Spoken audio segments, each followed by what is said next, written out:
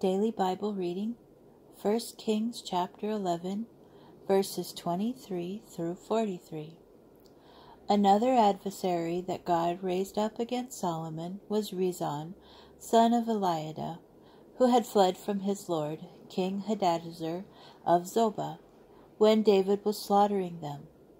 He gathered men about him and became captain over a troop. They went to Damascus and settled there, and they established a kingdom in Damascus. He was an adversary of Israel in all the days of Solomon, adding to the trouble caused by Hadad. He repudiated the authority of Israel and reigned over Aram. Jeroboam, son of Nebat, an Ephraimite of Zeradah, the son of a widow whose name was Zeruiah, was in Solomon's service. He raised his hand against the king. The circumstances under which he raised his hand against the king were as follows. Solomon built the Millo and repaired the breach of the city of his father, David. This Jeroboam was an able man, and when Solomon saw that the young man was a capable worker, he appointed him over all the forced labor of the house of Joseph. During that time Jeroboam went out of Jerusalem, and the prophet Ahijah of Shiloh met him on the way.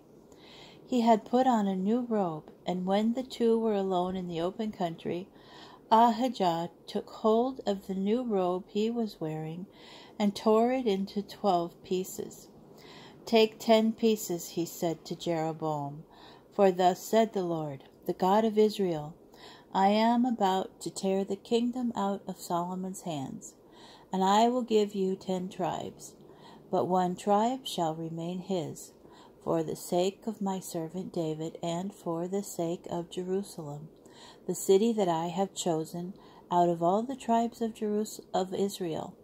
For they have forsaken me, they have worshipped Ashtaroth, the goddess of the Phoenicians, Chemosh, the god of Moab, and Milcom, the god of the Ammonites. They have not walked in my ways, or done what is pleasing to me, or kept my laws and rules as his father David did. However, I will not take the entire kingdom away from him, but will keep him as ruler as long as he lives, for the sake of my servant David, whom I chose, and who kept my commandments and my laws. But I will take the kingship out of the hands of his son and give it to you, the 10 tribes. To his son I will give 1 tribe, so that there may be a lamp for my servant David forever before me in Jerusalem, the city where I have chosen to establish my name. But you have been chosen by me, reign wherever you wish, and you shall be king over Israel. If you heed all that I command you and walk in my ways and do what is right in my sight, keeping my laws and commandments as my servant David did, then I will be with you, and I will build for you a lasting dynasty, as I did for David. I hereby give Israel to you, and I will chastise David's descendants for that sin, though not forever." Solomon sought to put Jeroboam to death, but Jeroboam promptly fled to King Shishak of Egypt, and he remained in Egypt till the death of Solomon. The other events of Solomon's reign and all his actions and his wisdom are recorded in the book of the Annals of Solomon. The length of Solomon's reign in Jerusalem over all Israel was 40 years.